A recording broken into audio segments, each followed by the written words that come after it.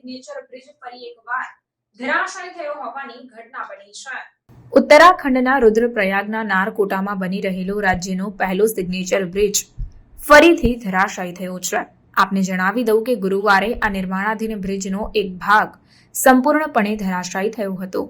જો કે સદનસીબે આ દુર્ઘટનામાં કોઈને ઈજા થયા હોવાના સમાચાર પ્રાપ્ત થયા નથી। આ પહેલા પણ તારીખ 20 જુલાઈ 2022ના રોજ સિગ્નેચર બ્રિજ ધરાશાયી થયો હતો। આ દુર્ઘટનામાં 2 લોકોના મોત નીપજ્યા હતા। ચારધામ યાત્રાની માટે આ પુલ ખૂબ જ મહત્વપૂર્ણ માનવામાં આવતો હતો। આ બ્રિજ 65 કરોડના ખર્ચે બનાવવામાં આવી રહ્યો છે। આ પુલની કુલ લંબાઈ 110 મીટર અને ઊંચાઈ લગભગ 40 મીટર છે। એવું કહેવામાં આવી રહ્યું છે કે આ પુલના જે ભાગમાં દુર્ઘટના થઈ હતી ત્યાં થોડા સમય પહેલા જ તેનું એલાઇનમેન્ટ બદલવામાં આવ્યું હતું।